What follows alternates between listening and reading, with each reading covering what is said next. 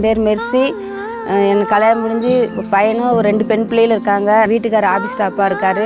நாங்கள் மதுரை பெருங்குடியில் இருக்கோம்.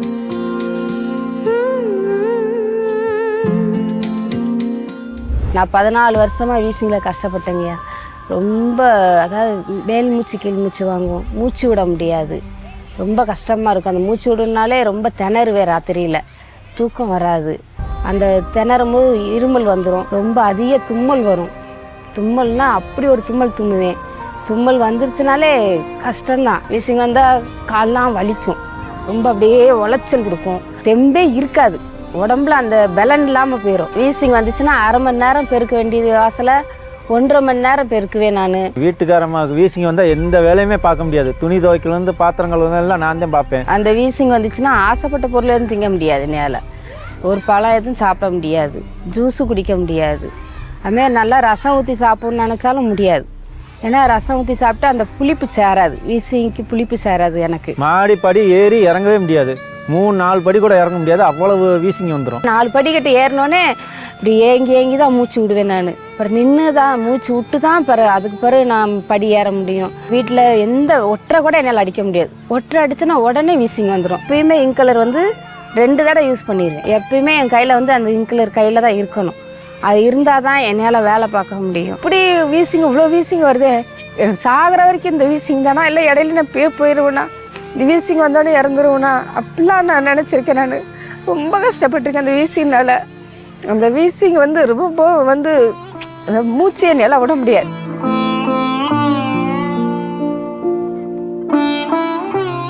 இப்படி இருக்கும்போது 2025 ஆகஸ்ட் மாதம் 25ஆம் தேதி 4 மணி வியாழக்கிழமை விடுதலை ப்ரேயருக்கு போயிருந்தேன். அந்த கூட்டத்தில் ஆஸ்லின் சிஸ்டர் வீசிங்காண்டி ஜெபம் பண்ணாங்க. அப்போ நானும் நெஞ்சில் கை வச்சு, ஏசப்பா 14 வருஷமாக எனக்கு வீசிங் இருக்குது ஏசப்பா, ரொம்ப கஷ்டப்படுறேன் ஏசப்பா, இந்த வீசிங்லேருந்து எனக்கு விடுதலை கொடுங்க ஏசப்பான்னு நானும் அழுது ஜெபம் பண்ணேன். ஜெபம் பண்ணிட்டு கூட எடுத்துட்டு வெளியே வந்தவொடனே பழ ஜூஸ் இருந்துச்சு. எனக்கு பழ ஜூஸ்னால் ரொம்ப பிடிக்கும், ஆசையாக வாங்கி குடித்தேன். பழ ஜூஸ் குடித்த உடனே தும்மல் வரும், வீசிங் வரும், இருமல் வரும். அன்னைக்கு அந்த ஜூஸ் குடித்தோடனே எந்த ஒரு தும்மலும் எதுவுமே வரல, வீசிங் வரல. நான் ரொம்ப சந்தோஷமாக வீட்டுக்கு வந்தேன். நான் அன்னையிலேருந்து இன்னைக்கு வர நான் ரொம்ப சந்தோஷமாக இருக்கேன். எனக்கு வீசிங் வரல, நல்லா விருப்பப்பட்டதை சாப்பிட்றேன், ஜூஸ் குடிக்கிறேன், வீட்டில் நல்லா வேலை பார்க்குறேன். 1.5 மணி நேரம் கூட்டுற வாசலை 1/2 மணி நேரத்தில் கூட்டிடுறேன். நான் மாடி படிலாம் ஏறி இறங்கிடுவேன். ஊசி போடுறது கிடையாது, மாத்திரை கையில் வச்சுட்டே போவேன். இப்போ எந்த மாத்திரையும் கையில் தொடுறதில்ல, மாத்திரையே எடுக்கிறது இல்லை. டிசம்பர் மாதம் வந்தால் வாரத்தில் 2 ஊசி போடுவேன். இந்த டிசம்பரில் நான் ஊசி போடலை. இப்போ நான் எந்த வேலையும் பார்க்கறது இல்லை, எல்லா வேலையுமே அவங்களே பார்க்குறாங்க. மாடியை கூட க்ளீன் பண்ணிட்டு வந்துடுறாங்க.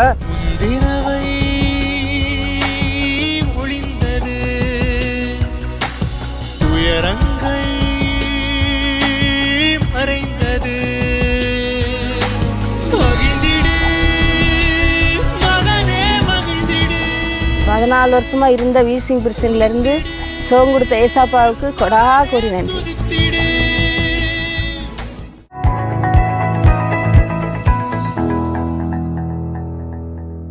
பிரியமானவர்களே, இயேசு கிறிஸ்துவின் நிதான நாமத்தில் உங்களுக்கு எங்களுடைய அன்பின் வாழ்த்துக்கள். இந்த அற்புதத்தின் இரவு இந்த நிகழ்ச்சியில் நீங்கள் ஏதோ ஒரு அற்புதத்தை எதிர்பார்த்து இந்த நிகழ்ச்சியை பார்த்து கொண்டிருக்கலாம். இல்லை நான் தொடர்ந்து இந்த நிகழ்ச்சியை பார்க்குறேன் அப்படின்னு யோசிக்கலாம். இல்லை இந்த அற்புதமாக இந்த சாட்சி ஏதோ எனக்கு நோட்டிஃபிகேஷன் வந்துச்சு, அதனால் நான் இதை பார்க்குறேன் அப்படின்னு கூட நீங்கள் ஒரு வேளை இதை பார்த்து கொண்டு இருக்கலாம். ஏதோ ஒரு சூழ்நிலையில் ஏதோ ஒரு காரணத்தினால இந்த நிகழ்ச்சியை பார்க்கலாம். ஏன்னா இயேசு உங்களை நேசிக்கிறார், அதை மறந்துடாதீங்க. ஏன்னா இயேசு உங்களை நேசிக்கிறதுனால தான் உங்கள் மேலே கிருபையாக மனதிறங்கி உங்களுக்கு அற்புதங்கள் செய்கிறவராக இருக்கிறாரு. சரியா? இன்னைக்கு ஒரு சம்பவத்தை நான் வேதத்திலிருந்து உங்களுக்கு சொல்ல விரும்புகிறேன். இந்த சம்பவம் 1 சாமுவேல்னு எழுதப்பட்டிருக்கு. 1 சாமுவேல்னு என்ன எழுதப்பட்டிருக்கு அப்படின்னா, எல்கானா அப்படின்ற ஒரு மனிதன் இருக்கிறார். மனைவியோட பெயர் அன்னாள். அன்னாளுக்கு குழந்தை இல்லை. குழந்தை இல்லாத காரணத்தினால அந்த அண்ணால நிறைய பேர் நிந்திக்கிறாங்க, கிண்டல் பண்ணுறாங்க, கேவலமாக பரியாசம் பண்ணுறாங்க. அதனால அன்னாள் ரொம்ப வேதனைப்படுறா. ஆனால் அதே சமயம் எல்கானாவை நீங்கள் பார்த்தீங்க அப்படின்னா 1 சாமுவேல் 1ஆம் அதிகாரம் 5ஆம் வசனத்தில், அன்னாளை சிநேகித்தபடியினால் அவளுக்கு இரட்டிப்பான பங்கு கொடுப்பான். இது அன்னாளுக்கு ஒரு விதமான ஒரு ஆசீர்வாதம். என்ன அப்படின்னா, அன்னாளுக்கு குழந்தை இல்லை, எல்லாரும் அவரை அவமானப்படுத்துகிறாங்க, நிந்திக்கிறாங்க. ஆனால் அவருடைய கணவன் அவருக்கு என்ன கொடுத்தாலும், என்ன கொண்டு வந்தாலும், என்னன்னாலும் 2 பங்காக கொண்டு வந்து கொடுப்பானாம். என்னதான் அவர் குழந்தை இல்லை அப்படின்னாலும் அவரை நேசிக்கிற ஒரு கணவர் அந்த அண்ணாளுக்கு இருந்தாங்க. அதே சமயம் அண்ணாளுக்கு ஒரு வேதனை, நமக்கு குழந்தை இல்லையே, நமக்கு கவலையா இருக்குதே, நமக்கு எதுவுமே இல்லையே அப்படின்னு ஒரு வேதனை வரும்போது எல்கானா என்ன பண்றாரு பாருங்க. 8வது வசனத்துல, அவள் புருஷனாகிய எல்கானா அவளை பார்த்து, அண்ணாளே ஏன் அழுகிறாய், ஏன் சாப்பிடாமல் இருக்கிறாய், ஏன் சஞ்சலப்படுகிறாய், 10 குமாரரை பார்க்கிலும் நான் உனக்கு அதிகம் அல்லவா என்றான். ஒரு நாள் வேதனையில எனக்கு குழந்தை இல்லையே அப்படின்னு சொல்லி ஒரு வேதனையில உட்கார்ந்து இருக்கும்போது ஒரு ஆறுதலான வார்த்தையை சொல்றார். அப்போ வீட்டுக்குள்ள பிரச்சனை இல்லை, ஆனா வெளியில அண்ணாளுக்கு பிரச்சனை. வீட்டுக்குள்ள கணவர் நல்லா தான் வைத்திருக்கிறாரு, இந்த நாள் அந்த குறையினால எந்த ஒரு பாதிப்பும் கிடையாது, ஆனா வெளியே போகும்போது பிரச்சனை, அவமானம், நிந்தை. இன்னைக்கு நீங்களும் இதே மாதிரி ஒரு சூழ்நிலையில இருக்கிறோம். மற்றவங்களுக்கு என்னால பதில் சொல்ல முடியலைங்க, அவங்க கேட்குற கேள்வி என்னை கஷ்டப்படுத்திக்கிட்டே இருக்கு, இப்படிலாம் கேள்வி கேட்குறாங்க, என்ன பதில் சொல்றதுன்னே தெரியல, எனக்கு பதில் சொல்ல முடிஞ்சா, இந்த பிரச்சனையை மாற்ற முடிஞ்சா நான் ஏன் இந்த பிரச்சனையிலேயே நான் போய் நிற்க போறேன், ஏன் தான் இப்படி பண்றாங்களோ தெரியல, எல்லாம் தெரிஞ்சுமே இப்படிலாம் கேள்வி கேட்குறாங்களே, அவமானமா இருக்குது, எனக்கு நிந்தையா இருக்குது அப்படின்னு சொல்லி ஒருவேளை நீங்க கலங்கி கொண்டு இருக்கலாம். இயேசு இன்னைக்கு உங்களோட தான் பேசி கொண்டு இருக்கிறார். இந்த மாதிரி ஒரு சூழ்நிலை நீங்க இருக்கிறீங்கல்ல, இயேசு உங்க துக்கத்தை மாற்ற போகிறார்.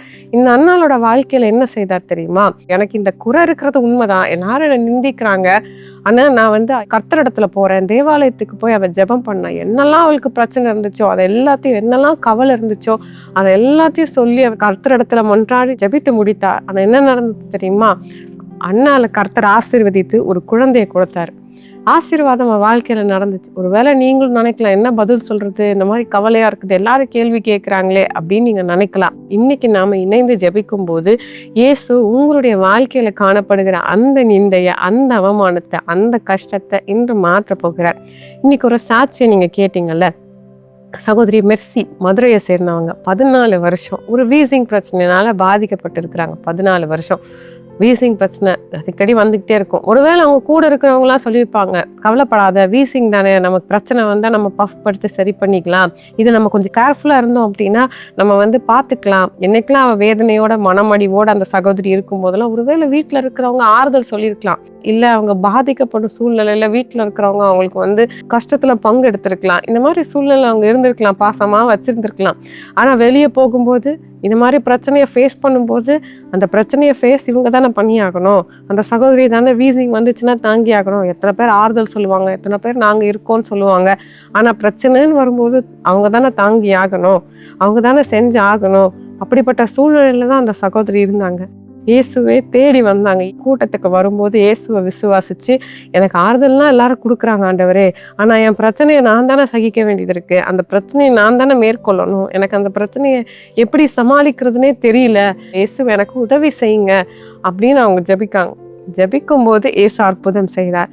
அந்த ஜெபத்தை கேட்டு அவங்க வாழ்க்கையில் அந்த அலர்ஜி பிரச்சனை, அதாவது அந்த வீசிங் பிரச்சனையிலேருந்து இயேசு சுகம் கொடுத்த அற்புதம் செய்திருக்கிறார். இன்னைக்கு உங்கள் வாழ்க்கையில் இதே மாதிரி பிரச்சனை இருக்கலாம், ஏதோ ஒரு காரியமாக இருக்கலாம், எல்லாரும் ஆறுதல் சொல்லலாம், எவ்வளோ ஆறுதல் வேணாலும் சொல்லலாம், என் மனம் ஆறுதல் அடைய மாட்டேங்குது, இந்த பிரச்சனைனால நான் பாதிக்கப்பட்டிருக்கிறேன், அந்த பாதிப்பு எனக்கு மட்டும் தானே தெரியும், ஒரு வேளை நிந்தனை கவலையோடு நீங்கள் உட்கார்ந்துருக்கலாம். இயேசு இன்னைக்கு உங்கள் பிரச்சனை, உங்கள் கவலைகள் எல்லாவற்றையும் மாற்றி அற்புதம் செய்ய போகிறார். நீங்கள் அற்புதத்தை பெற்றுக்கொள்வீங்க. ஒரு சாட்சி எனக்கு ஞாபகம் இருக்குது. அவங்க ஒரு கூட்டத்தில் சாட்சி சொன்னாங்க. என்ன சொன்னாங்க அப்படின்னா, அந்த சகோதரிக்கு லிவர் ஃபேட் அப்படின்னு சொல்லிட்டு அது வயிறு கொஞ்சம் பெருசாக இருக்குமா, அதனால பாதிப்பு சரீரத்தில் ஒன்றுமே கிடையாது, வயிறு கொஞ்சம் உப்புன மாதிரி இருக்கும், வீங்கின மாதிரி இருக்குமே தவிர மற்றபடி அதை நீங்கள் ஒழுங்காக சாப்பிட்டு நீங்கள் டயட்டில் இருந்தீங்கன்னா எல்லாம் சரியாகிரும், இந்த மாதிரி பிரச்சனையே இல்லை. அப்படிப்பட்ட சூழ்நிலையில் அந்த சகோதரி இருந்தாங்களாம். ஆனால் ஜெபிக்கும் போது, ஆண்டவரே இப்படிலாம் இருந்தால் சரியாகும், அதனால பெரிய பாதிப்புலாம் எதுவுமே கிடையாது, ஆனால் இந்த மாதிரி ஒரு பிரச்சனை என் வாழ்க்கையில் இருக்கிறது உண்மைதான், என் வயிறு வீங்கி இருக்கிறது உண்மைதான், ஜெபிச்சா எனக்கு அற்புதம் நடக்கும் தானே, நான் ஜெபிக்கிறேன், எனக்கு அற்புதம் செய்யுங்க அப்படின்னு சொல்லி விசுவாசத்தோட அவங்க ஜெபிச்சாங்க. ஜெபிக்கும் போது இயேசு அற்புதம் செய்தார். இன்னைக்கு நீங்க அற்புதத்தை பெற்றுக்கொள்ள போறீங்க. இந்த இரவு நேரத்துல நீங்க அற்புதத்தை பெற்றுக்கொள்ள போறீங்க. ஆனா அற்புதத்தை பெற்றுக்கொள்றதுக்கு நீங்க ஒரு தீர்மானம் எடுக்கணும். உங்களுக்கு இயேசு அற்புதம் செய்வார். உங்களுக்கு அற்புதம் தேவை. என்ன மற்றவங்க சொன்னாலும் நீங்க அற்புதம் வேணும், இயேசுவே எனக்கு அற்புதம் செய்யுங்க, நீங்க இயேசு கிட்ட கேட்கும்போது இயேசு அற்புதம் செய்வார். சில நேரத்துல நம்ம வேதனைகள் இதெல்லாம் தனியா உட்கார்ந்து நினைக்கும் போதுதான் கவலையா இருக்கும். அதனால தான் ரொம்ப கவலை வேதனைகள்லாம் தனிமையில் நம்ம இருக்கும்போது தான் ஞாபகம் வரும்போது தான் அதனால பிரச்சனையாக இருக்கும். இன்னைக்கு நீங்கள் தனியாக உட்காந்துருக்கலாம், பிரச்சனையோடு இருக்கலாம். இன்னைக்கு அந்த தனிமையில் என்ன பிரச்சனை உங்களை துக்கப்படுத்திட்டு இருக்கோ அதை இயேசுக்கு தெரியப்படுத்துங்க. இயேசு இன்னைக்கு அந்த பிரச்சனையை உங்கள் துக்கத்தை மாற்ற போகிறார். மனுஷங்க கிட்ட அழுறதுக்கு பதிலாக நீங்கள் இயேசு கிட்ட அழுங்க. இயேசு நிச்சயமாக எல்லா காரியத்தையும் மாற்றுவார். சரியா? நம்ம இப்போ ஜெபிக்க போகிறோம். நீங்கள் எந்த காரியத்திற்கு உங்கள் துக்கப்படுத்திட்டு இருக்கோ அந்த காரியத்தை இயேசுக்கு தெரியப்படுத்துங்க. இயேசுக்கு தெரியாதா அப்படின்னு யோசிக்காதீங்க. இயேசுக்கு தெரியும். ஆனால் நீங்கள் இயேசுவேன்னு விசுவாசத்தோடு கேட்கும்போது நீங்கள் அற்புதத்தை பெற்றுக்கொள்வீங்க. இயேசுவே இந்த பிள்ளைகளுக்காக நாங்கள் ஜெபிக்கிற ஆண்டவரே, எந்த நேரத்தில் எந்த சூழ்நிலையில் இருக்கிறாங்கன்னு உமக்கு தெரியும்ப்பா. இந்த பிள்ளைகள் வாகை திறந்து இயேசுவே எனக்கு அற்புதம் செய்யுங்க, இந்த காரியத்தில் மாற்றுங்கன்னு மாற்றத்தை கட்டளையிடுங்கன்னு சொல்கிறாங்கப்பா. இயேசுவின் நாமத்தினால எந்த காரியத்தில் இந்த பிள்ளைகள் துக்கப்படுத்தி கொண்டு இருக்கிறாங்களோ அந்த காரியத்தில் அந்த காணப்படுகிற அந்த துக்கம் வேதனை எல்லாவற்றையும் நீங்க மாற்றுங்கப்பா. சரீரத்தில் காணப்படுகிற பலவீனங்களை நீங்க மாற்றுங்க. குழந்தை இல்லாத பாதிப்போடு இருக்கிறாங்கப்பா. பிள்ளைகளுக்கு ஆண்டவரே ஒரு குழந்தையை கொடுத்து ஆசீர்வதிங்க. அதுக்கு எந்த காரணமாக இருந்தாலும் சரி, எந்த பாதிப்புகள் சரீரத்துல இருந்தாலும் சரி, இயேசுவே உங்களால மாற்ற முடியும். எல்லா பலவீனங்களையும் மாற்றி பிள்ளைகளுக்கு நீங்க அற்புதம் செய்யுங்கப்பா. வீசிங் பிரச்சனை நீங்க மாற்றுங்க. கட்டிகள் இயேசுவின் நாமத்தினால மறையட்டும் ஆண்டவரே. அப்பா, சரீரத்துல காணப்படுகிற அந்த தடிப்புகள் அதனால உண்டான புண்கள் எல்லாம் இயேசுவின் நாமத்தினால மறையட்டும் ஆண்டவரே. பாதத்துல காணப்படுகிற வலிகள் எல்லாம் இயேசுவின் நாமத்தினால மறையட்டும் அப்பா. நீங்க அற்புதம் செய்து கொண்டு இருக்கிறதற்காக ஸ்தோத்திரம் ஆண்டவரே. சரீரத்துல ஆண்டவரே உடல் உறுப்புகளுக்குள்ள ஆண்டவரே காணப்படுகிற எல்லா பலவீனங்களையும் நீங்க மறைய பண்ணுங்க ஆண்டவரே. பலவீனமான லங்ஸ் இயேசுவின் நாமத்தினால நார்மல் ஆகட்டும். அடிக்கடி ஆண்டவரே இருமலினாலும் சளினாலும் பாதிக்கப்பட்டிருக்கிற பிள்ளைகளுக்கு இயேசுவே நீங்க அற்புதம் செய்யுங்க. இயேசுவே நீங்க அற்புதம் செய்கிறதற்காக ஸ்தோத்திரம் ஆண்டவரே. ஆண்டவரே, அல்சர் பிரச்சனையினால பாதிக்கப்பட்டிருக்கிற பிள்ளைகளுக்கு அற்புதம் செய்யுங்க ஆண்டவரே. உடல் உறுப்புகளுக்குள்ள ஆண்டவரே எல்லா பலவீனங்களையும் நீங்க மாற்றுங்க ஆண்டவரே. இயேசுவே, நீங்க ஒவ்வொரு பிள்ளைகளையும் தொட்டு ஆண்டவரே நீங்க பாதிப்புகளை மறைய பண்ணுகிறதற்காக ஸ்தோத்திரம். கண்கள் அலர்ஜி பிரச்சனையை நீங்க மாற்றுங்க. இயேசுவின் நாமத்தினால் அந்த பிரச்சனைகள் மாறட்டும் ஆண்டவரே. என்ன பிரச்சனைனே தெரியாம அடிக்கடி அலர்ஜியோட இருக்கிறாங்க ஆண்டவரே. சரீரத்துல அந்த பாதிப்பு வந்துருது, தோல் பகுதியில அந்த பாதிப்பு வந்துருது, முகத்துல அந்த பாதிப்பு வந்துருதாப்பா.